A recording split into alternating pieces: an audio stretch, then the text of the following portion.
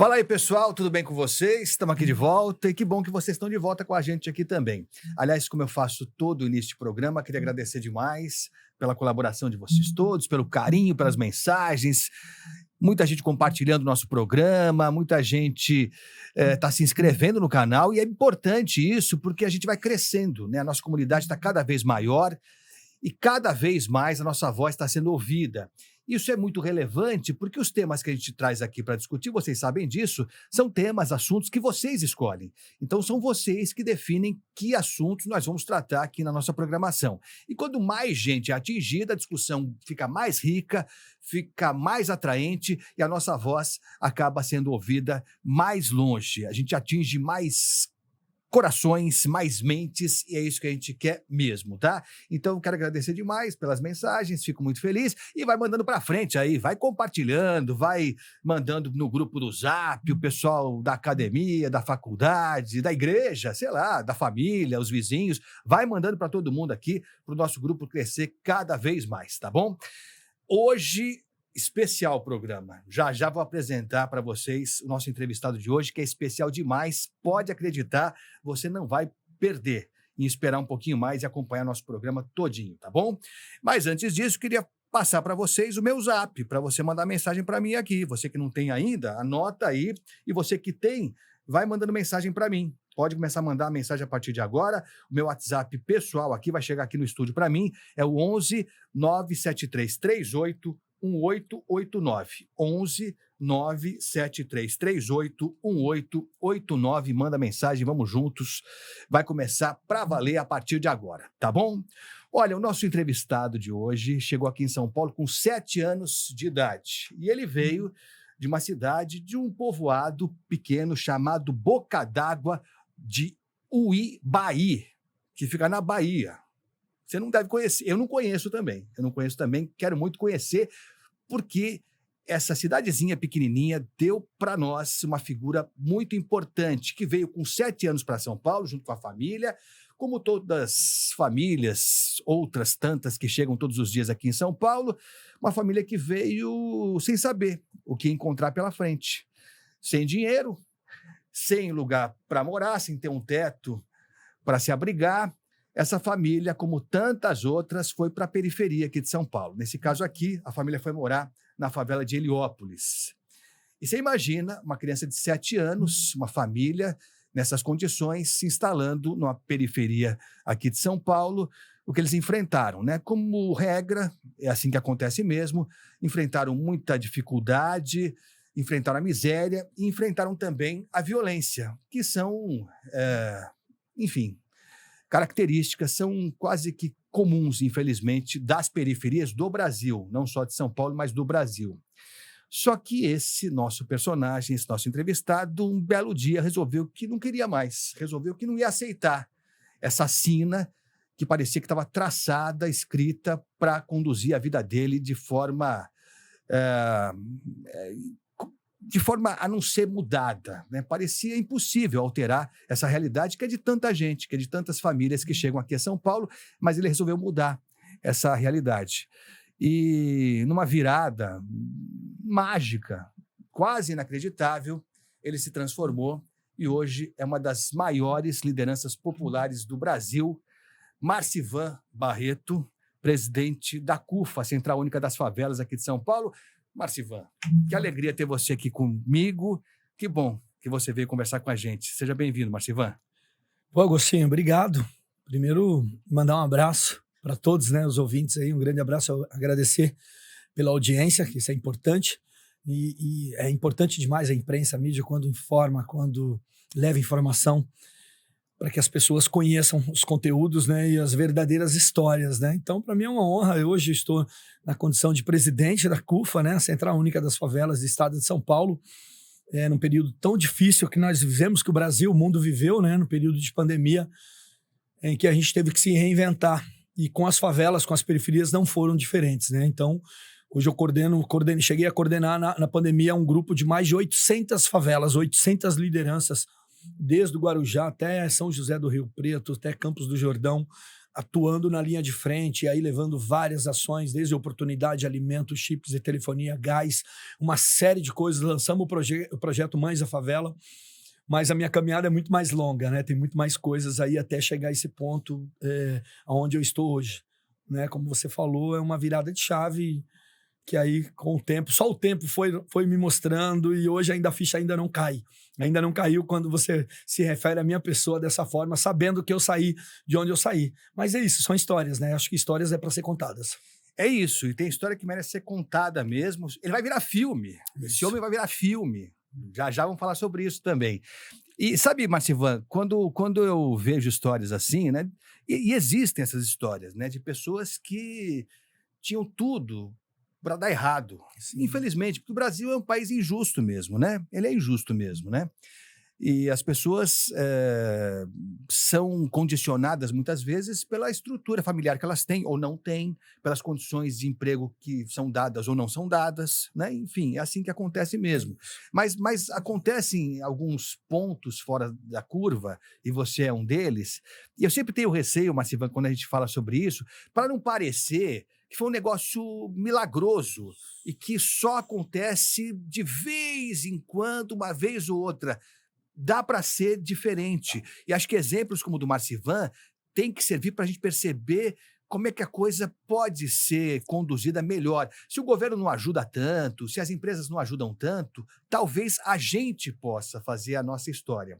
Então vamos tentar falar um pouco sobre isso, e o Marcivan é o exemplo perfeito. O vizinho pode, sabia? Hã? O vizinho pode ajudar. Se a família não pode, o vizinho, um amigo que está observando pode mudar a história e pode mudar a vida. Não, e você falou de vizinho, a gente fala de favela. Eu quero falar um pouco sobre a CUFA, porque a CUFA virou uma marca importante nacionalmente, até internacionalmente, mas tem gente que não conhece muito bem e ainda há um tanto de preconceito em relação à favela. E eu conheço muita gente na favela, muita gente mesmo, em Heliópolis, em Paraisópolis, e que dizem que não querem sair da favela nunca. Eu falei assim, mas você não quer sair? Não dá para eu sair, eu podia até, mas não quero sair. E eles citam essa questão da vizinhança, da parceria, da amizade, que talvez não seja tão fácil de encontrar fora da favela. Existe por aí, não vamos também ser radical. Mas na favela há um quê de parceria, de cumplicidade, que é genuíno, né, Marcivan? Não tem dúvida, né? Ali você tá todo dia acordando e levantando, olhando pro seu vizinho, né? A gente fala que muitas vezes no asfalto é isso. Às vezes o cara mora no apartamento com o vizinho em frente e ele não se cumprimenta ou nem se conhece. Às vezes dentro do elevador você nem sabe que o cara mora em frente a você. A favela não, a favela é totalmente diferente. A maior prova foi no período de pandemia, em que você viu as famílias isoladas, que a OMS pediu para manter isolamento e distanciamento, mas como manter isolamento e distanciamento numa favela com 200 mil habitantes, em que 10 barracos, tudo aglomerado, um monte de famílias em casa. Então, a favela na própria pandemia já se inventou, né, que aquela mãe que tem que sair de casa, às vezes deixar o filho, não tem que deixar o vizinho, olha, às vezes aquela mãe que recebeu uma cesta básica, quando ela passa no quintal dela, ela vê que a vizinha não tem nada na geladeira e ela volta para trás, pega o quilo de arroz que ela tem, divide no meio. Isso aí foi casos que a gente viu escancaradamente na pandemia acontecendo, né? Mas isso é algo que sempre existiu, né? Essa autoestima da gente que morar na favela, da gente gostar de ser favelado. Eu sempre falo que quem deu o título de comunidade para a favela foi o asfalto, né? Às vezes por preconceito ou por medo de chamar, você mora na favela ou você é lá da favela? Não, você é da comunidade, você mora na comunidade? Entendeu? Comunidade, se você olhar no Google, você vai ver o que significa comunidade. Então, a gente gosta de ser favelado e gostamos de ter o título de favela, né? Não tem problema nenhum. É isso. Aliás, um dia eu perguntei para o Marcivan, resolve esse dilema aqui. Porque parecia ser ofensivo, pejorativo falar. Não, nada a ver, é favela mesmo. Agora, a prova está aí o IBGE, né?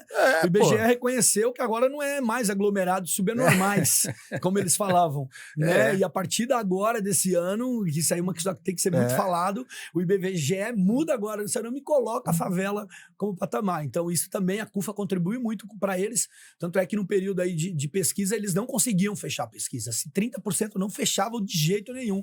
E a única alternativa que eles tiveram foi chamar a CUFA. E eu fui lá, o Marcivan, e conseguiu entregar toda a pesquisa para eles, porque nós entramos dentro da favela, porque a gente já está lá dentro da favela.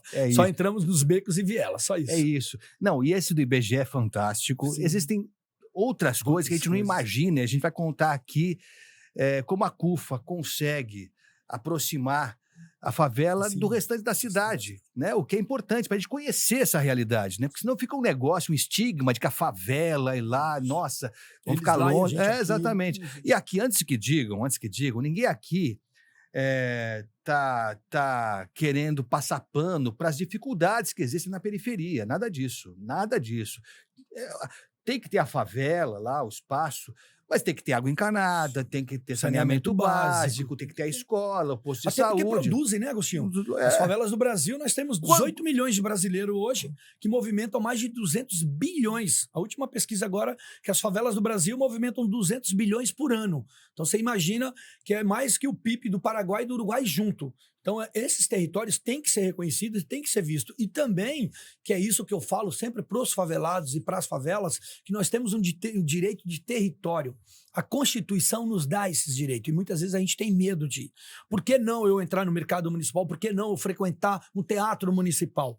Então é isso que a gente tenta fazer também, que a CUFA tenta, além do assistencialismo, mas é mostrar para a favela que sim, que há possibilidades no asfalto, que a gente tem que sim buscar essas oportunidades. Não, e quem não entrou ainda em Heliópolis ou em Paraisópolis, só para dar exemplos nossos aqui, é o mundo. É um mundo. Uma potência. Né? É uma potência mesmo, uma potência impressionante. Ora, Marcival, eu queria voltar um pouquinho no tempo aqui, quando você veio, então, da pujante Boca d'Água de Uibaí. Na Bahia. Isso. É pequenininho, imagina. É um pé de serra, na verdade, né? Boca d'Água, eu acho que hoje, com todo o progresso, deve ter 1.000 pessoas. Deve ter, com certeza absoluta, não tem mais de 2.000 moradores, tá? Não tem mais de 2.000 moradores. É um povoado no pé de uma serra, que aí você anda mais 2, 3 quilômetros, 4 quilômetros e você chega em Uibaí. O Uibaí é a cidade grande que tem 12 mil habitantes hoje, deve ter 13 mil habitantes. Mas aí você anda mais 30 quilômetros, 36 quilômetros e aí você chega em Irecê. A Irecê já é uma referência no estado da Bahia, né? Uma cidade que tem 100 mil habitantes, que eu não conhecia tão Irecê, e que aí a gente se depara com várias situações, né? Que foi o período difícil da vida que eu escolhi, que depois eu percebi que quem mais sofreu foi minha família, principalmente meus pais, por morar ainda em Boca d'Água e ser da região de Uibaí. E aí eu passo um pouco depois para ti dessa história. Então, vamos contar. E aí, era uma vida difícil lá. Você com 6 anos já trabalhava na roça, é isso? Já eu com 6 anos, com 7 anos, meus pais, né, viviam da lavoura como todos, né, grande parte do nordestino que vieram para São Paulo, para outros estados, era procurando isso, né, a gente andava naquela época pau de arara, para você ter uma ideia, demorava 5 dias para chegar em São Paulo, numa madeira, sem ter onde dormir, sem ter onde fazer necessidade, então assim, foi muito difícil, e a gente com 6 anos, com 7 anos, por a gente ser muito jovem, ser leve, isso que era também que nos levava ao trabalho, era por estar pequenininho, então não pesava no lombo do animal. E aí eles usavam os animais, né? Na Bahia, hoje ainda se usa, né? O jumento, o burro, o cavalo, para carpir a terra, né? Cuidar da lavoura, cuidar do milho, cuidar do feijão, principalmente milho e feijão, porque eles crescem e eles crescem numa dinâmica que dá para você sempre andar entre uma carreira e outra, que a gente fala. Então, é naquele meio do plantio, quem ara a terra e quem gradava, quem limpava a terra, é exatamente o animal. Então é um animal conduzido por uma pessoa que atrás desse animal vai outro com uma navalha segurando uma corda que o animal vai puxando para ele carpir. Então com 6 anos, com 7 anos, a gente andava em cima desse animal e aí para que meu irmão pudesse carpir a terra. Só que, poxa, a gente era muito novo, né? E aí eu tinha que ir de manhã e voltar para estudar à tarde. Então eu estudava à tarde, eu trabalhava até o sol estralar, porque era um sol muito quente, e aí à tarde a gente voltava para ir para a escola, né, no final da tarde. Então, muitas vezes a gente dormia em cima desse animal. Era inevitável com 16 anos, com 7 anos. E eu lembro que uma forma que a gente usava para acordar, que meus irmãos usavam para me acordar, porque quando eu cochilava no lombo do animal, automaticamente o animal se desviava, eu não mantinha o animal na linha. Então ele pisava no plantio. Aí meu irmão rapidamente abaixava a mão ali no meio da terra e pegava aqueles bolos de terra e jogava nas minhas costas. Para acordar. Para acordar. E aí eu me assustava e voltava o animal para não pisar no plantio. Tá? Então eu me lembro muitas vezes quando eu chegava em casa, a minha mãe tinha que pegar minhas costas muitas vezes e passar salmoura, alguma coisa, para evitar aquelas marcas que tinha o hematoma nas costas. Isso com 6 anos. Tá? E ele não fazia por maldade, era a forma que tinha de me acordar, porque eu dormia e ele falava, gritava, eu não consigo mais gritar. Então, ele tacava a pedra, o barro, e aí eu acordava. Então, eu venho para São Paulo com isso, né? Em 78 para 79. E a família toda para cá? Veio todo mundo. Meu pai já não suportava mais passar fome. Para você ter uma ideia, o meu café da manhã, na roça, era um chá chamado cruá, que não tinha açúcar. Não existia açúcar. E esse cruá, quem conhece, ele sabe que ele é muito doce. Doce demais da conta, exagerado. Como se fosse doce de batata doce, um exemplo. E meu pai tirava aquilo ali, eu lembro como hoje, que a gente cavava o chão, às vezes não achava quando quebrava, e a gente fazia no fogo, e aí comia com farinha. Né? Então, muitas vezes o meu café da manhã era farinha com cruá. E aí meu pai, já não suportando aquilo, ele veio para São Paulo e ele depara com essa violência de Heliópolis. Ele achou que era mil maravilhas e não era tão mil maravilhas, achei que ia ter um teto. E aí ele começa a trabalhar em São Paulo, acho que na Arno, se eu não me engano, na época, em 79, e eu fico em casa com 7 anos, meu irmão indo pra rua tentar uma sobrevivência. E aí ele percebe que meu irmão mais velho, que é o Neinho, começa a se envolver com coisas erradas. E aí ele se assustou. Em 82, 83, ele já foge de São Paulo. Ele fala, não, eu vou voltar para minha terra. E ele pega todo mundo e leva a gente de volta para Bahia. Só que eu já estava estudando.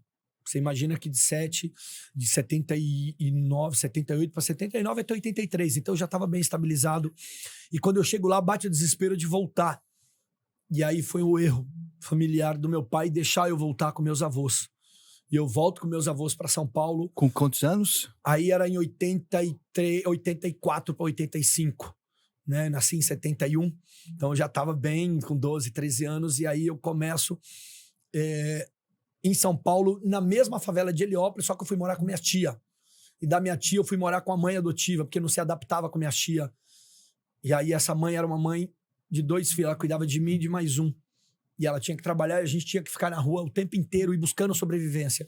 Então eu, com 12 anos, pra você ter uma ideia, eu descobri que um amigo meu que era mudo, que a gente ia muitas vezes pedir ou tentar carregar carrinho de rolemã, carregar os carros das feiras, das madame nas feiras, né, para levar até as casas dela, para facilitar. Eu lembrava que meu amigo mudo, ele tinha mais chance do que eu. Quando a gente ia num bar pedir comida, o mudo conseguia mais porque ele era mudo.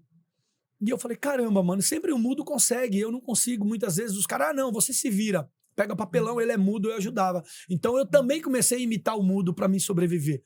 Então eu lembro que uma vez eu cheguei num bar e eu entrei como mudo e pedi, o cara me deu um lanche, não sei o quê. E quando eu fui sair, o dono do bar pegou no meu braço e falou, não, você não vai sair, você não é mudo. E eu, porque eu tinha toda a tática de mudo, porque o meu amigo era mudo, e ele segurava e falava, você não vai sair. E eu tentei de todas as formas, mas até o momento que eu falei, pelo amor de Deus, me solta. E aí ele falou, nunca mais aparece no meu bar. Então, essas coisas que a gente cresce em favela. Né? E eu sempre falo que isso não é o motivo porque eu entrei pro crime. Não era. Porque eu tinha um vizinho meu, que era mesmo meu vizinho, que a gente tinha a mesma dificuldade.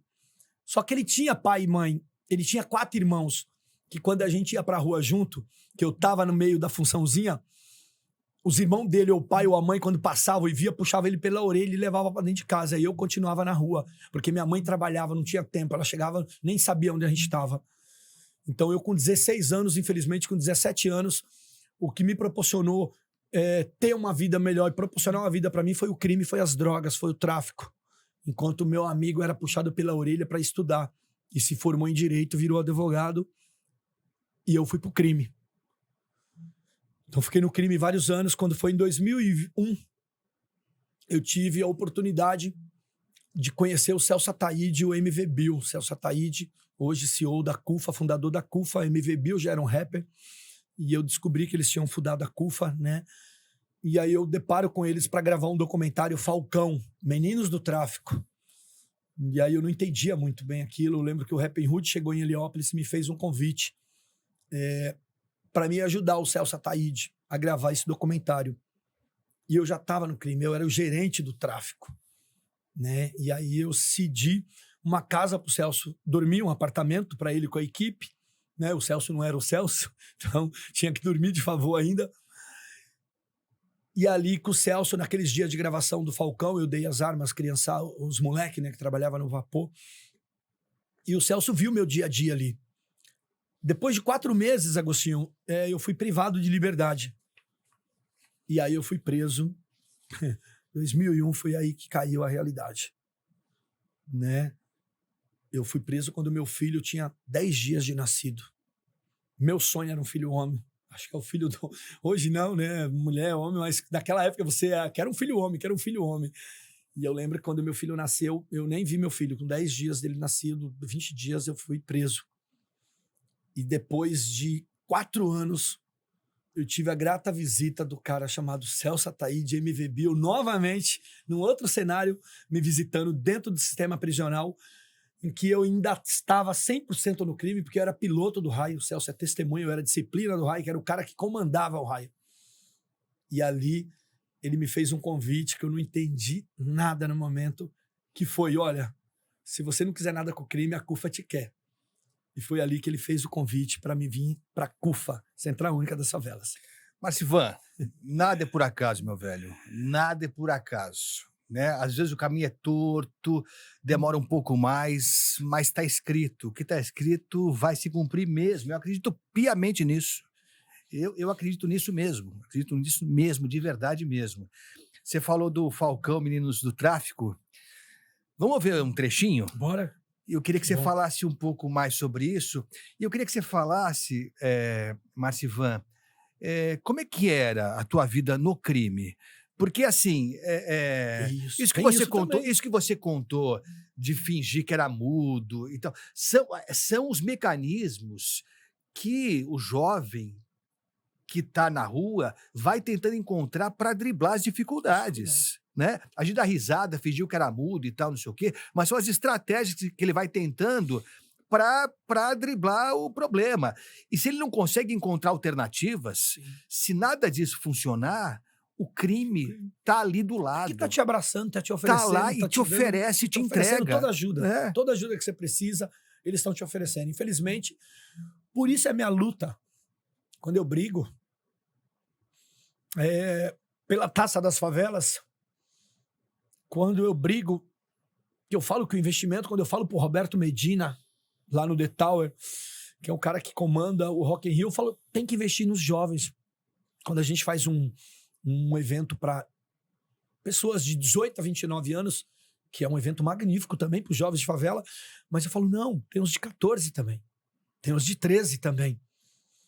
Começa por aí, porque infelizmente... E vocês podem observar, eu convido a qualquer poder público, eu convido a qualquer empresário, observa na periferia quais são os programas, quais são as políticas públicas para essa faixa etária, de 13 até 17 anos, que é o momento que a gente está se descobrindo, é o momento do tesão, desculpa a palavra, mas é o momento que o jovem está se descobrindo, meu amigo.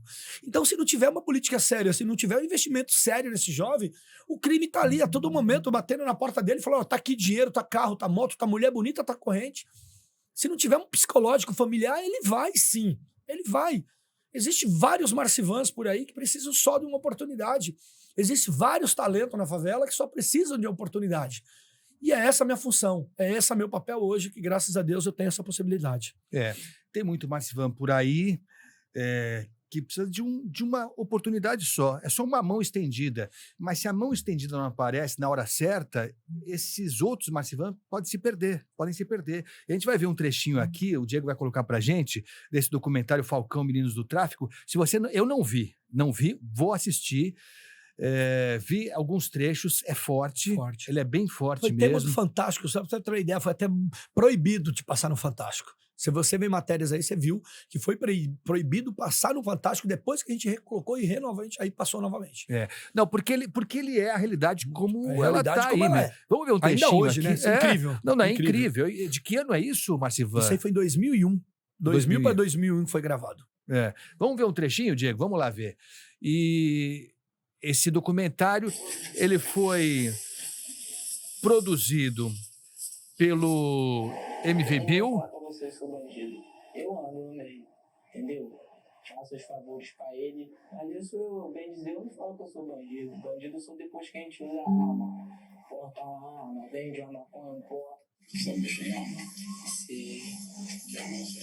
Isso daqui. Marcivan, você é que levou o Ataíde e o MV Bill para se aproximar desse pessoal todo, é isso? Na verdade, eu cedia os armamentos e cedia os caras para eles gravarem. Eu era o dono. Você era o Eu era o dono. dono. Fazer tudo que ele faz, ele pede pra eu fazer. Isso é em Heliópolis. No Brasil inteiro. No Brasil inteiro. São trechos que eles gravaram em todas as capitais do Brasil, a maioria das capitais do Brasil. Né? Então tem Rio de Janeiro, tem Heliópolis, tem na Bahia, tem Recife, onde tinha violência, né? Nas grandes capitais, o Celso Ataíde e o MV Bill andou pegando depoimentos. E você concordou em participar? Quer dizer, eu imagino que você estava cheio de dedos, né? Não Claro. era um negócio trivial. Não. E você concordou em colaborar. É exatamente porque da forma como eles falaram comigo, né? Que era importante. Tanto é que você pode ver que só tem garotos aí. Aí, ó. São garotos Essa de imagem 12 impressionante. anos. Olha, ó. Aí o bandido começou a me trair, porque me levou tudo a fuxar pra cima do meu. O que você quer ser quando você crescer? Quero ser bandido. As pessoas que você ama, você diz que são bandidos. Quer ser bandido. O moleque com 10 anos falou isso. Com 10 anos. Porque a referência que ele tinha era os bandidos. A polícia só entrava para matar e para carregar os corpos. E os políticos só entravam na época de eleição para pedir voto. Então, isso é importante. Acho que tá legal, viu, Tá Diego? legal, tá legal. Mas olha, isso é só o trailerzinho. Eu Só um vou assistir. pequenininho. Falcão, Meninos do Tráfico, vou assistir e sugiro que você assista também. E é o seguinte, choca. Que idade tem esse menino? 10 anos. Quer dizer, tem ou tinha, né? Porque... Tinha. A maioria morreu. Só sobreviveu, acho que um garoto, de todo esse depoimento, só um sobreviveu. Todos morreram. E alguns sabiam que iam morrer, né? Com certeza. Mas a gente está no crime sabendo que vai morrer. Tanto é que um desses depoimentos, o garoto de 12 anos, ele fala: se eu morrer amanhã, eu vou descansar. É muito esculacho nessa vida. Isso um garoto de 12 anos falando isso. Então, e choca mesmo, né? Choca mesmo. E acho que é importante que choque um garoto dessa idade falando que ele quer ser bandido. Mas é isso, né, Marcivan? As referências são outras na periferia. Né? Quem chega... Eu já falei isso aqui, vou repetir. Em muitos lugares, quando uma mãe de madrugada precisa socorrer o seu filho, quem coloca a ambulância nem sempre é o poder público. Né, Marcivan? A maioria. Quando quebra um gás, quando uma mãe está doente, passando mal, quase morrendo pelo remédio, não é hospital. Não é o poder público, infelizmente. É isso que a gente está tentando mudar, essa realidade. Para que eles tenham uma referência, para que eles tenham uma CUFA, para que eles tenham uma liderança local que eles possam procurar, para que eles não precisem procurar o crime nem o tráfico. É isso. E você tentou, né, pelo que você contou, alternativas para se manter, né, pedindo e tal. Várias formas, várias portas se fecharam. Quantas vezes eu não ia procurar emprego, tinha que negar que morava na favela. Você não podia falar que era morador de favela, senão você não arrumava emprego.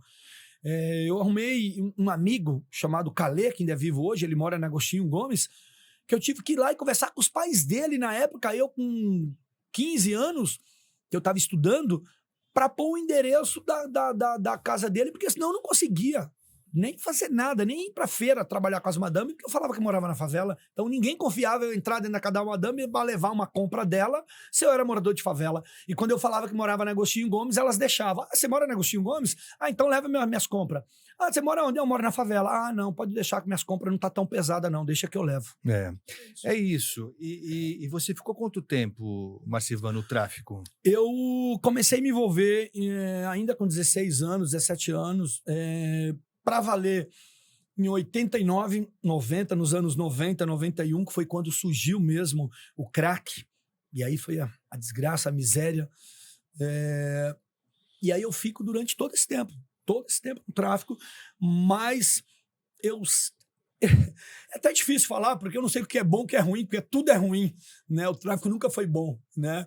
Mas eu falo que o crime me ensinou uma coisa muito boa, que é a honestidade, a lealdade, de olhar no olho das pessoas, de não desviar uma carreta da JBS que entrega 3 carretas de picanha, de nos desviar 2 milhões de reais que o Itaú entregou de cartões na nossa mão, e que se você ver imagem aí nas minhas redes sociais, você vai ver eu lá no Rio São Francisco, ajudando as famílias, em Irecê, entregando um cartão para uma mãe, que a mãe chamou a polícia para mim, porque ela não estava acostumada a receber dinheiro. Eu dei um cartão para ela com um valor de R$200, e ela achou tão estranho que ela mostrou para a polícia veio, e eu abri minha bolsa, eu tinha 2.000 cartões, né, no carro e tudo. Eu falei, não, esse aí eu dei para ela, mas eu tenho 2.000 aqui para entregar para as famílias de Itabuna, de Xique-Xique, entendeu? E sem vender, sem desviar.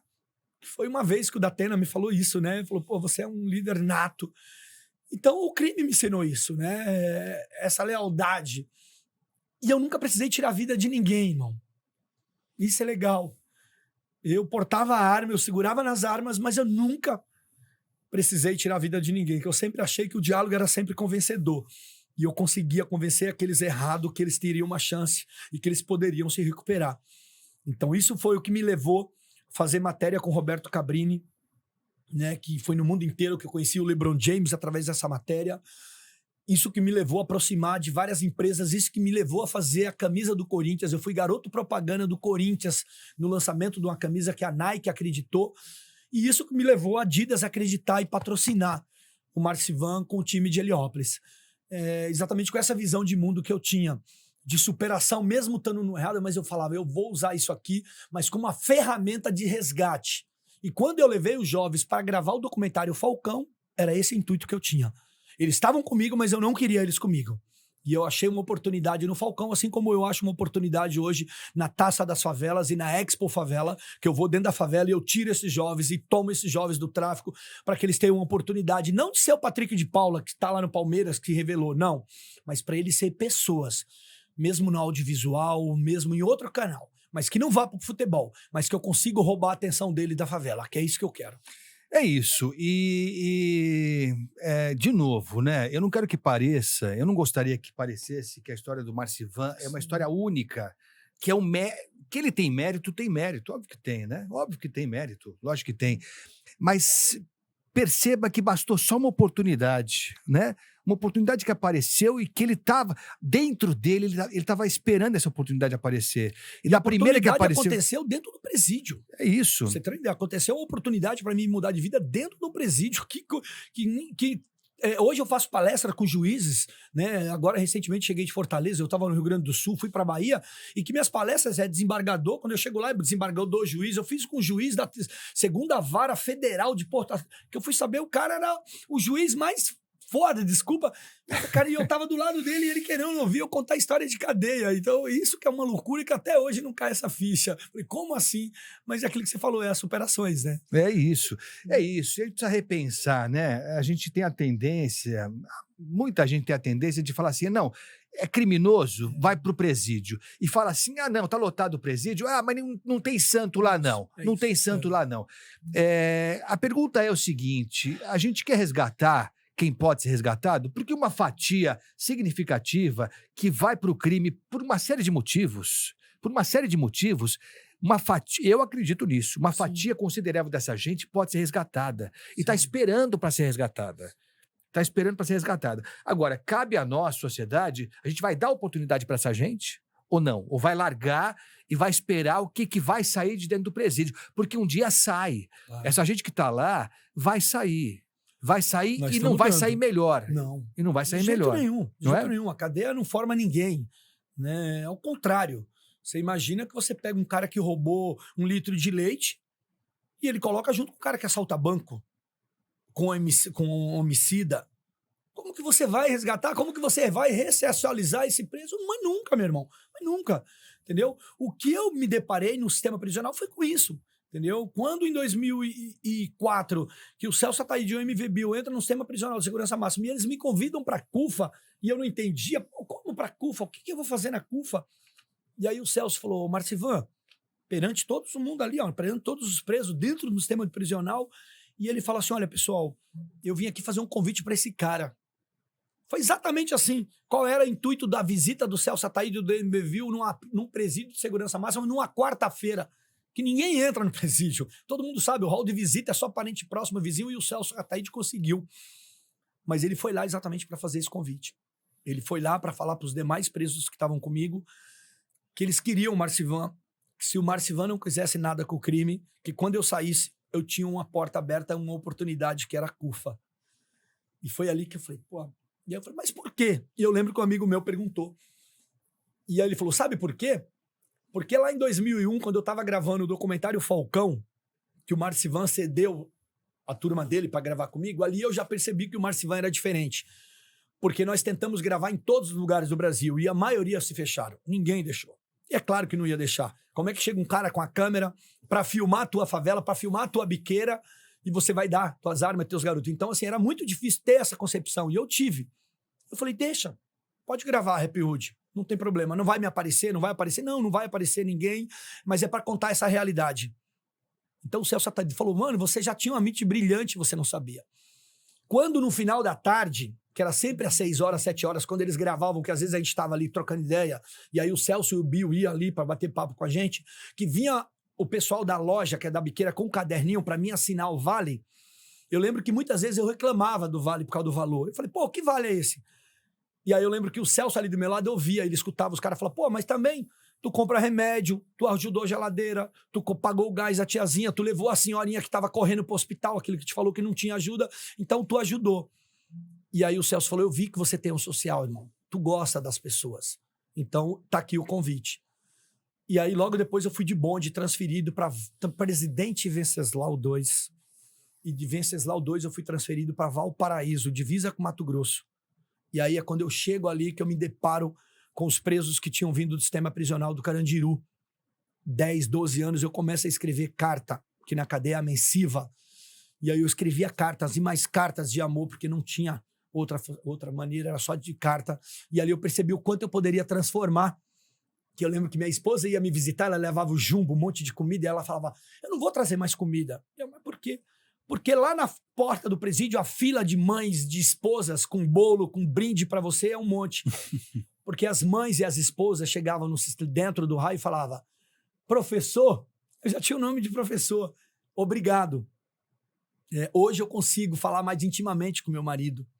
Hoje eu consigo escrever para meu marido, porque ele consegue escrever para mim, eu consigo ler. Mas não pensa que foi fácil fazer eles ler, porque eu tive que convencer o diretor do presídio que eu poderia dar aula, mesmo eu sem saber falar português, eu tendo só o 2º grau completo, eu só vindo da Bahia, mas eu falei, eu tenho um método, que eu lembro que minha tia Lúcia, lá em Boca d'Água, ensinava a gente a ler com a precariedade, era o ABCD, que é ABCD, F, G, Lê, Me, Ne, não é LM, não, ela é Lê, Me, Ne, não é MN. E aí eu peguei uma folha de sulfite no presídio, peguei 2 dias, sábado e domingo, que eram os dias que a gente tinha, que eu poderia ter acesso aos presos, porque ficam todos presos. No dia de visita, a gente sai da cela para quem tem visita poder ter uma visita. Então, eu pegava aqueles que estavam sem visita aquele dia e numa parede assim, eu escrevi o ABCD inteiro. E aí eu pegava uma folha de sulfite assim, abria um buraco no miolo dela e eu ia na letra do nome. E eu falava, qual é o teu nome? Ele falava, João. Falava, João, eu vou achar teu nome no meio daquela bagunça ali, ó, e tu vai me ajudar. E aí eu ia com papel furado em cima das letras assim, ó, e achava o J. Eu falei, agora vamos achar o O. E aí eu ia lá e achava. E ele ia fazendo junto comigo isso, numa BCD que eu escrevi para ele num papel. E um furinho menor, mas era o mesmo furo que eu tinha lá. E com isso, em 4 meses, 5 meses, 6 meses, eu percebi que os presos começaram a escrever, a ler. E o resultado disso foi que eu costurava a bola para ter visita, porque eu estava 10 horas de viagem, minha esposa, eu ganhava 4 centavos para costurar a bola, para as bolas virem para fora. Então também é isso, tem que investir nos presídios, mas investir direito, fazer mão de obra para retidão, mas pagar direito. Costurar a bola, para a mão ficar tudo inchada, ganhar 4 centavos por bola, eu ganhava R$120 por mês. E quando eu implementei isso, o Instituto Paulo Freire implementou no sistema prisional, e eu passei a ganhar um salário mínimo. Então, de 120, eu passei a ganhar R$895. Pode ver que tem uma época que o salário mínimo era esse valor. E não aí vai esquecer nunca, né? Nunca. Era R$120 a 895. Então, eu virei rei dentro do sistema da cadeia. E aí, eu passei a chamado de professor. Então, isso que eu saio com essa concepção, com essa ideia de social. Deu para entender? E aí é o seguinte, velho, se você... Onde estava o PCC comandando, a CUFA chega né? E assim, o Marcivan me falou um dia, eu tava na Bandeirantes, e o Marcivan falou assim, Agostinho, vai lá em Heliópolis, nem avisa. Chega lá, mas sem Surpresa, avisar. é isso, Sem eu sempre avisar. falo. Chega cedão lá, porque você vai ver as mães esperando na fila para receber a cesta, né? Vamos mostrar umas imagens aqui. A gente separou umas imagens de algumas atividades que a CUFA faz. Então a gente tem a primeira aqui, ó, só para vocês terem ideia, vocês que não conhecem, não têm ideia do que é. Essa aqui, se eu não me engano, é de janeiro de 2020, doações de cesta básica para 200 famílias no Jardim São Savério. Vamos ver. Esse é só um exemplo, mas assim, se você for... Olha, as redes tem todo dia tem. Eu todo fui dia, lá, quando eu fui convidar o Marcivan, eu fui lá, sem avisar. Fiz o que ele falou. Foi. Olha lá, ó. Estamos aqui na favela da Igrejinha, comunidade aqui no Jardim São Savério. Queria deixar um agradecimento aqui Olha a quantidade. à CUFA Heliópolis por essa ação social aí que eles estão fazendo aqui hoje, em parceria com o Macro, que fez as doações das cestas, né? Muito obrigado a vocês aí, estão ajudando muitas famílias aqui, mais de 200 famílias sendo contempladas aí com a cesta básica. Isso. E isso é praticamente diário. Se você olhar agora, eu te convido a entrar, quem quiser aí, que você vai ver que tá acontecendo alguma coisa, né? Todo dia que você entra, tá acontecendo alguma coisa. Ontem, por exemplo, a gente estava entregando cesta básica, material de limpeza, né? Que é importante, kit de higiene, 7 horas da noite. Eu tinha uma fila de mais de 600 mães. Nós começamos a entregar às 5h30, era 7 horas da noite, a gente ainda estava entregando doações. Mostra a segunda aqui, Diego. Ele falou de fila. Olha o tamanho dessa fila. Eu nem sei do que é. Ó, olha a fila. Queremos agradecer a todos os colegas de imprensa por aqui. Isso é para entregar o quê? Botijão? Botijão de gás. São 1.250 unidades de gás. Né? Nós estamos falando de uma população de Heliópolis que tem 220 mil moradores. Né, num território de 1 milhão de metros quadrados, e que 65% dessas famílias são compostas por mães solos, com crianças pequenas, e aí essas mães se depararam com 5 filhos que comiam nas creches, dependendo exclusivamente dela. Só que nós estávamos falando da mãe, que era boleira, doceira, que trabalhava no Farol, que trabalhava de diarista, que não estava podendo ir mais na casa da madame. E como que ela alimentava 5 filhos que viviam integralmente na creche? Como que ela ia alimentar esses filhos? Como que eles iam estudar online? Legal falar estudar online para uma mãe que tem um celular com dados móveis que dura uma semana. Então, o nosso trabalho era esse aí. Era na pandemia, a coisa ganhou uma dimensão enorme. Dimensão enorme. Eu distribuí 120 mil unidades de gás. Nós entregamos 500 mil unidades de chips de telefonia celular. Nós movimentamos mais de 800 milhões de reais só em doações. E na ponta, chegando para realmente quem precisava, para Dona Maria, para o seu João, você vê aí, são as pessoas extremamente vulnerabilidade. O Brasil ainda tem, Agostinho, 30 milhões de brasileiros vivendo na linha da fome. Então, se você for na favela hoje, você vai ver que lá ainda tem uma realidade de pessoas que precisam de ajuda, que precisam sobreviver, que precisam ajudar os seus filhos. E é lógico que isso tudo acontece com parcerias, né? Aliás, a CUFA criou um mecanismo, né? Assim, é uma coisa... Tem que ser grandioso, né? Tem que ser, porque são favelas... Mas a transparência, viu? Não, isso é importante mesmo. Agora, eu lembro que você comentou com a gente lá na Bandeirantes, Marcivan, que durante a pandemia, logo após a pandemia, enfim, quando a coisa já estava mais controlada, caíram muitas doações, né? Houve uma queda, porque são empresas que doam na maioria das vezes, né? Não, na verdade, acho que quase 100% são as empresas, né? Às vezes o Fundo Social da cidade faz alguma coisa, mas a maioria, né? Hoje, se você olhar, a PicPay, aí, acho que pode falar nomes aqui, pode, né? Lógico. Então, pô, a PicPay doou pra caramba, Carrefour, Açaí, né? Todas as empresas aí, a PepsiCo, a BASF, a Adidas, a própria Adidas que tá. Então, assim, são empresas que a gente procuravam, mas é isso, com essa realidade das periferias, com essa sobrevivência das famílias.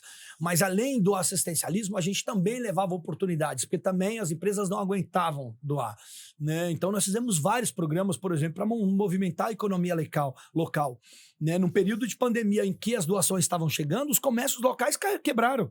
Então, eu tenho orgulho de falar que eu criei um programa dentro de favelas que foi para o Brasil inteiro, que foi cadastrar os mercadinhos locais. Por que eu fiz isso? Eu tenho uma matéria, inclusive, eu acho que é na Record, que eles admiraram, eles quiseram fazer uma matéria somente com isso, para eles descobrir qual era essa tática, qual é essa mágica que eu inventei no mercadinho. Eu não inventei mágica nenhuma. Eu lembro que em 2020, no final de 2020 para 2021, o seu Cícero, que era o dono do Mercadinho União, ele chegou em mim e falou assim: Marcivan, pelo amor de Deus, eu tô com a minha máquina de impressão do meu mercadinho quebrado, eu não tenho condições de consertar, porque eu não vendo mais nada. E porque tá vindo doações também. Né? E aí ele falou: quando você tiver visita na CUFA, alguém for na CUFA, compra do meu mercadinho. E aquilo ali me deu um estalo, porque logo na sequência eu tinha recebido uma mensagem, um telefonema de uma senhora chamada Sueli, que mora na Pompeia, lembro como hoje, porque eu peguei amizade com ela, e ela era chefe de equipe de pediatras. E aí ela queria fazer uma doação para a CUFA de Heliópolis. E aí ela tinha duas alternativas: ela doava em dinheiro, ou ela comprava e tinha medo de levar na favela. Então tinha medo de fazer alguém entregar. E aí ela falou: eu quero doar em dinheiro. E eu lembrei do seu Cícero, e eu falei para ela: pera um pouco, eu tenho uma outra ideia. E aí eu criei um fly escrito doador legal, que tem esse fly até hoje. E estava escrito exatamente assim: para você que queira doar em espécie, para a CUFA de Heliópolis, queira doar em dinheiro, eu tenho uma ideia melhor. Ou para você que queira trazer seus produtos aqui na CUFA, eu tenho uma ideia melhor. Procure aí nessa relação que a gente te mandou, qual é o mercadinho da sua preferência? Então eu mandei para ela 20 mercadinhos com 20 telefones e não apontei nenhum. Falei: escolhe, faz um Uno do Unité, escolhe qual é o mercadinho que você quer e compre dele, ligue para ele, deposite teu dinheiro na conta dele, que ele vai receber teu dinheiro, ele vai te mandar a nota fiscal do que você pagou e ele vai mandar a nota fiscal para mim e eu vou correndo no mercadinho dele e vou pegar os produtos para compor as nossas cestas básicas para ajudar nossas famílias. Então muitas vezes o doador, ele queria doar feijão e eu tinha muito feijão, eu estava precisando de óleo. Então, quando ele entra em contato com o mercadinho, até isso facilitou para a gente a nossa logística, porque aí o mercadinho falou: olha, eles estão precisando mais de óleo, eles estão precisando mais de fogão, E você de arroz. salvou o mercado local, né? Salvou. Salvei o mercado local, eles voltaram a ter vidas. Não, porque é isso. Você vê que coisa. Não é fácil, não é fácil. Você fala assim: não, cesta básica resolveu. Só que a cesta básica matava o mercadinho lá do local, né? Então é muito difícil. E a CUFA foi ganhando essa experiência, esse know-how, que hoje atinge todas as favelas do Brasil. Nós estamos em 5 mil favelas nos 26 estados brasileiros, né, mais o Distrito Federal, mas a gente tem base, por exemplo, a parceria do LeBron James foi uma informação que veio lá da base de Nova York, né, do Broncos. Então a gente tem CUFAs em vários países, né, e é isso que é bacana, essa ideia da gente estar nessas regiões, na ponta, e entender quais são as necessidades reais. Muitas vezes, Agostinho, as empresas, que é o que aconteceu com a Adidas, elas têm boas intenções, só que nem sempre essas intenções é o que vale para a favela, realmente, de fato, para a favela isso é bom. Então por isso que existe a CUFA, por isso que a gente sempre fala que a gente é só um elo de ligação entre as empresas e entre as famílias que mais precisam, né? Por isso que a gente detectou que essa família precisava de chip de telefonia. Então, quando eu fui na TIM, quando eu fui no Google, eu falei: essas famílias precisam de um telefone. As mães estão com dados móveis que os filhos ficam a fila um do lado do outro e não conseguem chegar até o outro para estudar. É muito desleal com a favela. Como que essas crianças vão estudar online? Acabou o gás, como que essa mãe vai comprar um gás? Então, a gente fez Vale, que para mãe solo, para mãe criança, era muito mais que o atendimento. Além da cesta básica, a gente entendeu que foi onde nasceu o projeto Mães da Favela, que era a Elaine Torres, que o Luciano Huck deu uma casa, a gente deu uma casa para ela mobiliada, que ela tinha 6 crianças pequenas, que a cesta básica não tinha o leite que ela tinha que dar pro filho dela. Então, como que ela fazia com a cesta? Muitas vezes não tinha como cozinhar porque não tinha um gás. Então, a gente dava um vale, que aí o Itaú, várias empresas fechou com a gente, que era a VR, fechou com a gente, que era um cartão da VR com R$200, para que ela tenha a liberdade de comprar o que ela quiser. Então, até a autoestima dessa mãe que estava para baixo na pandemia elevou. Pô, eu tenho dinheiro que eu posso comprar um gás, eu posso comprar um leite para o meu filho. Então, a gente também deu essa autonomia para essa mãe. Esse era o trabalho da CUFA na ponta. Não, é isso. E isso não pode se perder, né? A gente no final aqui vai falar os contatos, que, bom, é só procurar a CUFA também. Quiser fazer doação, tá fácil, mas vamos falar sobre isso também. Eu estava brincando com o Marcivan antes de começar o programa, que ele tem que manter essa estratégia. E ele sabe disso, não tem bandeira, não tem partido, não tem nada. Quem quer ajudar é bem-vindo, seja de onde for. Aliás, verdade que você foi convidado para ser candidato, Marcivan? Convidado não, tá sendo uma covardia. Eu falo que não tem problema. É mesmo? Desleal. Por quê? É desleal. As propostas, Mas o que desleal, que veio? assédio. Não precisa falar nomes, mas o que... Pô, não, velho. se quiser falar, pode falar Não, nome, tá? nem vou falar, porque senão eu vou falar o nome de todos. É. De todos. Essa é a realidade, né? Partidos O Marcivan de hoje, direita, esquerda, de direita, sem... de esquerda, eu fico grato por isso. É. Eu fico super feliz, porque eu falei, caramba, que tem esse reconhecimento, né? Mas eles falam o quê, Marcivan? Eles falam que descobriram o gênio, que a referência que eu tenho tem que ser mostrada, que eu tenho que levar isso pra política, porque eu vou poder ajudar muito mais pessoas. Pô, velho, mas é o seguinte, eu conheci uma pessoa, quando eu saí do sistema prisional, onde todas as portas se fecharam, aí eu tenho que falar dela, não tem como, porque ela faz parte da minha história. Eu lembro que quando eu fiz uma matéria pro Fantástico, lembro como hoje, a primeira matéria que eu fiz pro Fantástico, o Manuel Soares, na época, o repórter do Fantástico, demorou 3 dias, chegou uma mensagem no meu Instagram do senhor José Carlos, seu José Carlos, mandar um cheiro pro senhor, dono da empresa lá em Guarulhos, e ele mandou, o Celso Ataide até publicou no Instagram dele, eu lembro que ele mandou uma mensagem assim, falou, olha, eu tô vindo aqui, que eu queria te pedir desculpa, te parabenizar primeiro por uma ação que eu vi você no Fantástico fazendo, mas eu queria te pedir desculpa, porque um dia fui te dar um emprego e te mandei embora quando eu descobri que você tinha sido preso. Eu era ajudante geral no terminal de carga, porque quando eu saí eu não procurei o Celso. Falei, eu vou tentar me sobreviver sozinho. E eu fui trabalhar no terminal de carga de Guarulhos carregando azeite nas costas. Eu descarregava uma carreta. Ficava hematomas de sangue nas minhas costas para ganhar R$50 por dia. Mas eu falei, o crime não me laça. E o convite pro crime era todo dia, toda vez que eu chegava na favela. Só que eu lembro que quando eu tava preso, com 2 anos, 3 anos, que ainda tava sumariano, que aí não vem a condenação, todo mundo, meus amigos, de fato, que falava que eram amigos do crime, viam minha esposa, abraçava, mandava jumbo, mandava dinheiro. Quando depois passou alguns anos, a minha esposa chegava para me visitar e ela falava, olha, eu vi fulano, ele fez de conta que não me viu, ele baixou a cabeça ou atravessou a rua. Então eu saí indignado com isso. Então eu falei, essa armadilha não me pega mais, esses amigos não me pegam mais. Então eu também não fui procurar o Celso, eu fui sofrer, eu fui pro terminal de carga. E depois de 4 meses que eu estava trabalhando, o seu José me promoveu a motorista, porque eu era um cara muito ativo, muito diálogo. Eu era um cara muito de ajudar, não só na minha função. E era uma quinta-feira. Quando foi segunda-feira que eu fui pro RH para levar a documentação, ele falou para mim, não tem mais a vaga de motorista, porque o cara não saiu. Aí eu falei, então vou voltar para ajudante geral. Ele falou, a vaga de ajudante geral foi substituída. E eu fui mandado embora. Quando eu cheguei em casa à noite, meu amigo me ligou e falou, sabe por que você foi mandado embora? Porque o Paulo, que era nosso amigo lá, ele foi no seu José Carlos e falou que você tinha sido preso. E ele se assustou, não sabia, ele te mandou embora. E aí foi onde eu fui procurar Leci Brandão. Cheguei uma quarta-feira, no escritório do Osmar Costa, que hoje é meu pai, uma referência pra mim, falei, Osmar. E aí ele me conheceu, falou, caramba, esse cara há 9 anos tava lá em Heliópolis fazendo show pra favela e levou a Leci pra cantar. E hoje tá procurando emprego. Eu lembro que a Leci tava nesse dia, porque era um dia da paga, né? A paga é toda quarta-feira dos músicos. E aí o Celso falou, e o Osmar falou, e a Leci falou, coloca ele no grupo. Pô, é da hora, eu lembro. Pode colocar ele pra trabalhar com a gente. E eles me deram um cargo de hold. Pô, cheguei em casa feliz, falando pra esposa, arrumei um cargo de hold, vou trabalhar de hold. Quando foi no domingo que eu cheguei do hold em casa, todo sujo, todo arrebentado, ela falou, mas o que era hold? Eu falei, hold porra nenhuma, era ajudante geral. Eu fiquei carregando cabo, um monte de coisa no palco, não era hold. Eu sei lá. E aí, eu era hold.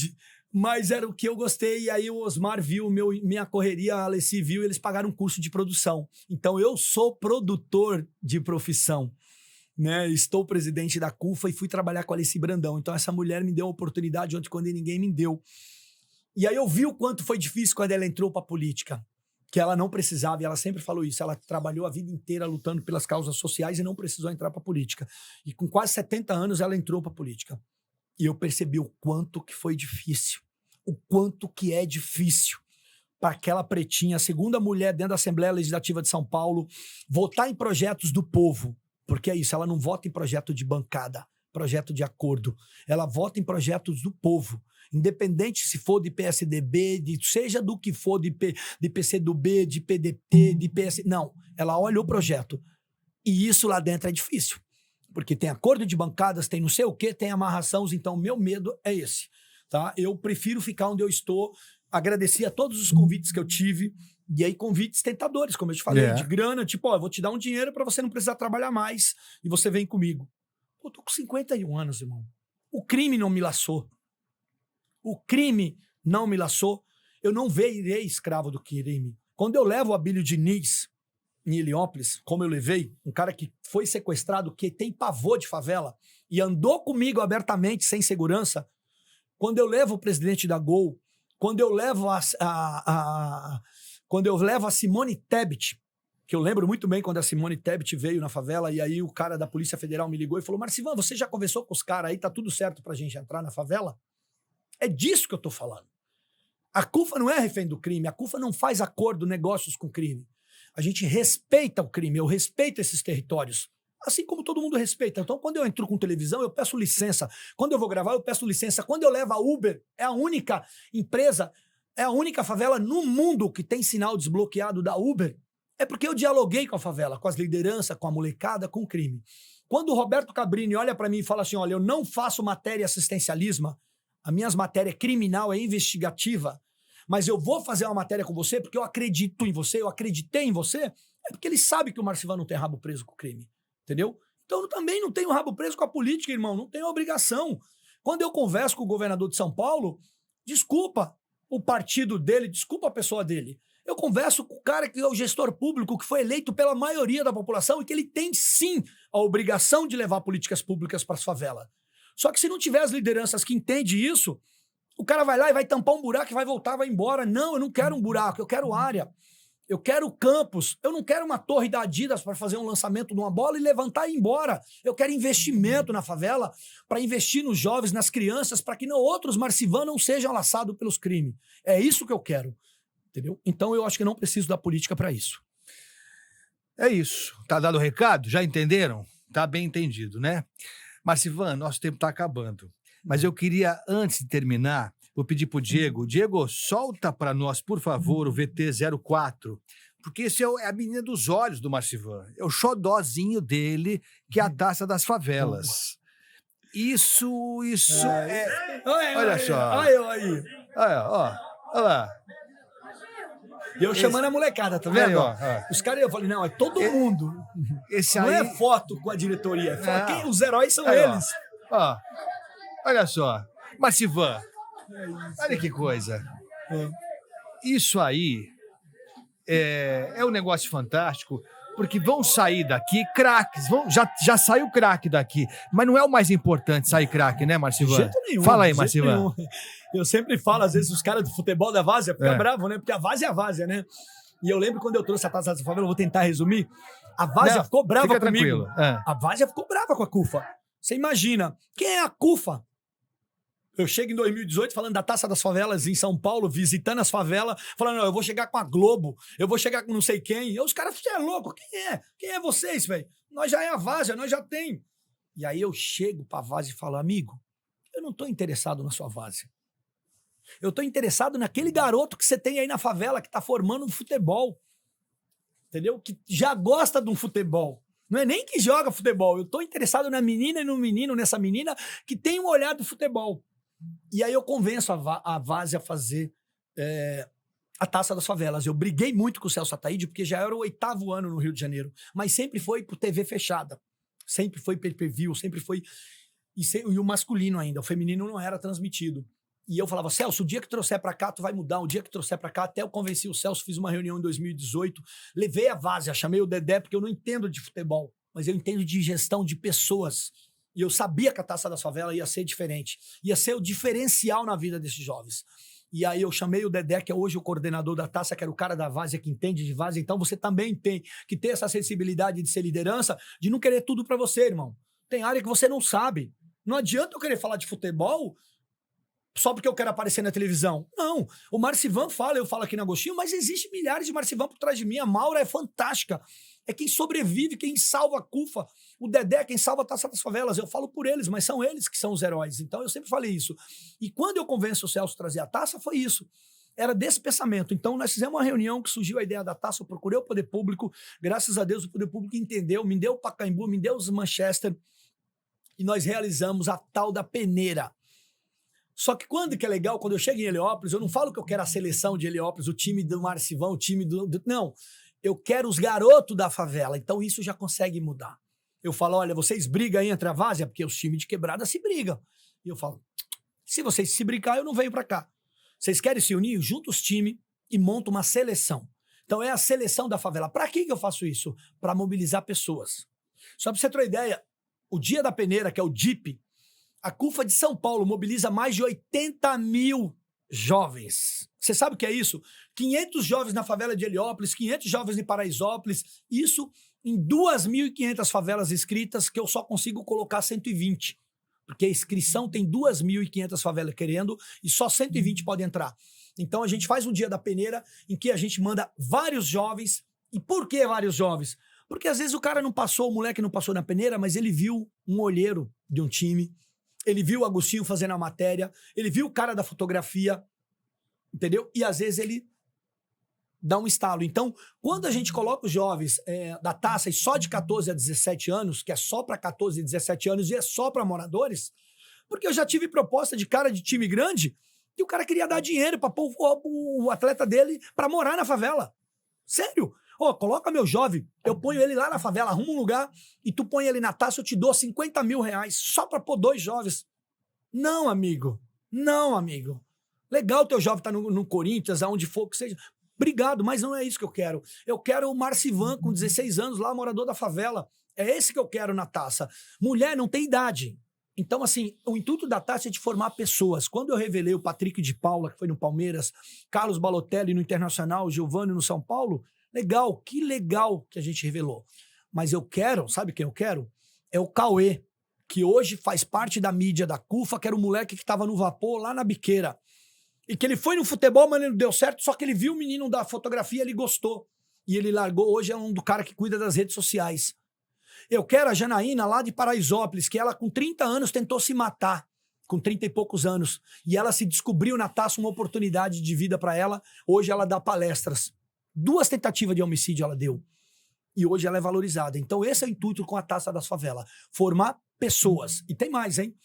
Agora a transmissão é ao vivo. Então esse ano, dia 18 de novembro, transmissão ao vivo da Globo, masculino e feminino. Em dezembro, a gente traz os jovens de novo para fazer a final do Nacional.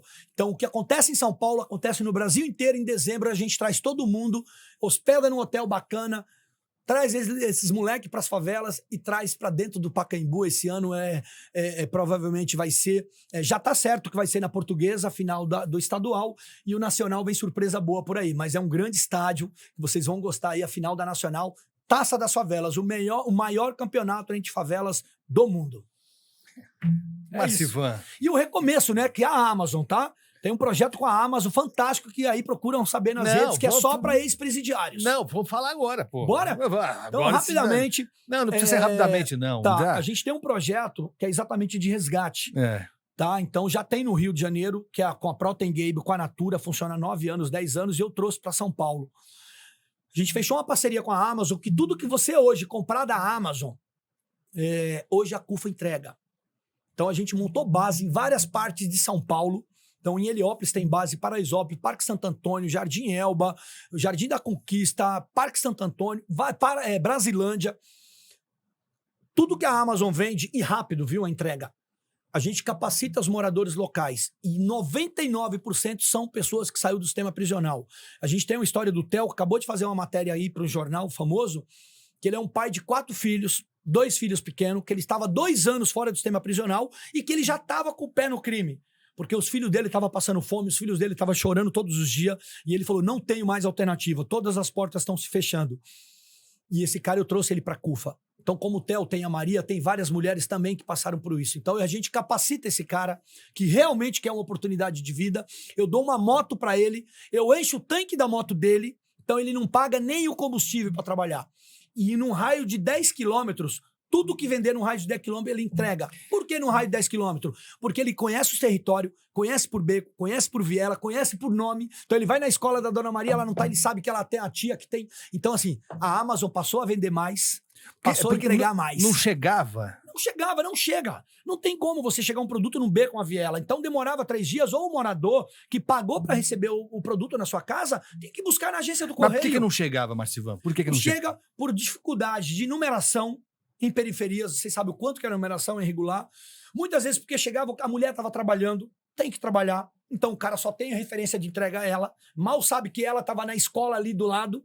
Então o cara vai lá na escola, Dona Maria, eu fui na sua casa, a senhora não estava, tá aqui a entrega, entendeu? E também, que é algo que eu achei muito bacana, e aí é algo que a gente não pretendia, mas assim, até o próprio crime passou a respeitar. Então não tem mais roubo. Quando chegam, e às vezes os moleques é abordado e falam, olha, eu sou do Recomeço. Os caras, opa, esse aí passou pelo sistema prisional, tá tendo uma oportunidade, a Amazon, então não vamos mexer com ele. E tem a motinho da CUFA, né? A moto é nossa. Então e a gasolina é nossa. Já identifica Todas, também. todo identificado. Quando chega no lugar, tanto é que as roupas dele é isso.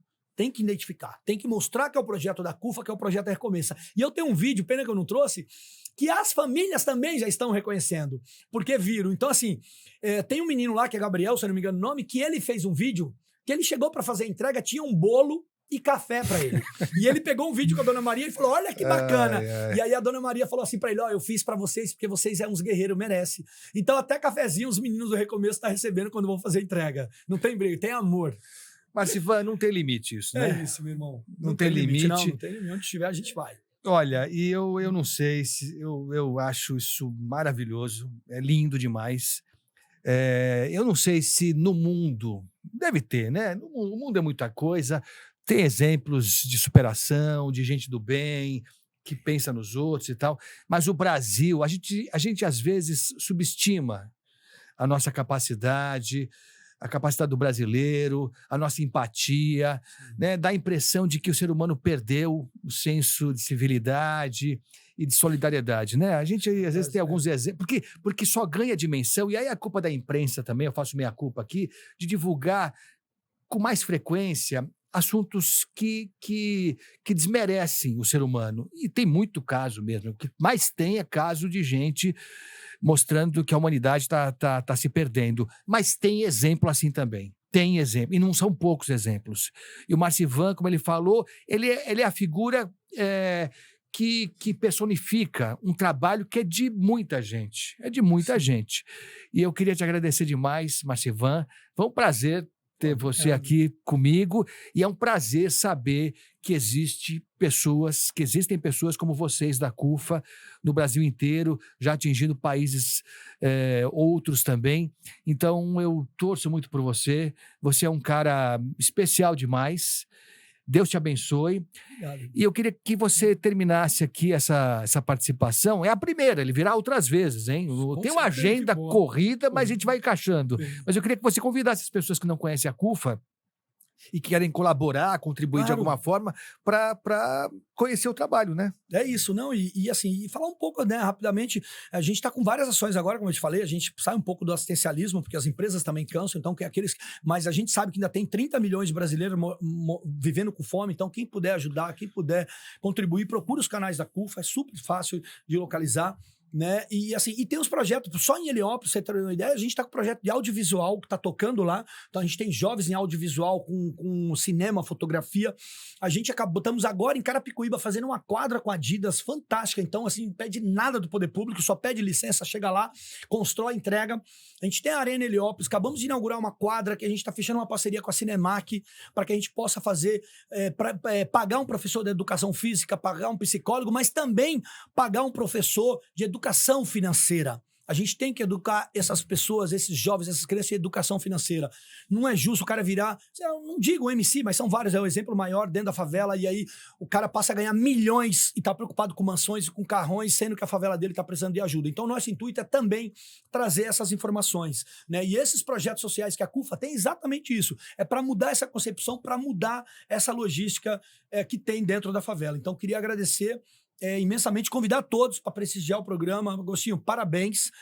Pode contar, como eu te falei, acabei de vir uma reunião do LID ali, então é isso. Agora eu vou para o meio da favela, estou indo agora para Brasilândia, fazer uma ação na Brasilândia lá com as famílias também que estão cadastradas. Mas quem quiser conhecer, Marcivan Barreto, é meu Instagram. né? Quem quiser conhecer um pouco da minha história, da minha vida lá, eu não publico quase nada, tá? Eu sou péssimo. Tem um monte de ações acontecendo. Eu tô indo pro Rio Grande do Sul agora, que eu tô com o Eduardo Leite lá, ajudando as famílias de Roca Salles, de Mussum. Eu falo pelos nomes porque eu tô lá. Eu tô num hotel que invadiu água no primeiro e no segundo andar. Eu tive que correr pro terceiro andar para não morrer afogado. Então eu tô lá na linha de frente, mas eu queria que vocês conhecessem um pouco da CUFA. Quem quiser conhecer é o www.cufa.org.br ou www.mãesdafavela.com.br para conhecer o projeto Mães da Favela, conhecer a CUFA de Heliópolis. Coloca a CUFA de Heliópolis lá que vocês vão ver que a gente estava fazendo várias ações lá todos os dias. Valeu, pessoal. Um grande abraço aí. Muito obrigado, Agostinho, pelo convite, meu irmão. Uma honra aqui.